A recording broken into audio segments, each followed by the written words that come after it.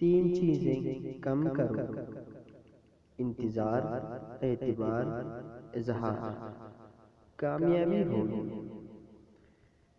तीन पर अमल करो: कुरान, सुन्नत, नसीहत, जिंदगी बेहतरीन गुजरेगी।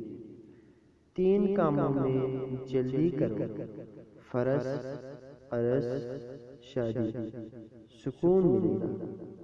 तीन चीजें संभाल कर रखो: राज, जबान, हया, कभी नहीं पछताओगे। तीन दोस्त बना लो: नेक अमल, हुस्ने अखलाक, किताब, कभी तन्हा नहीं रहोगे इंशाअल्लाह।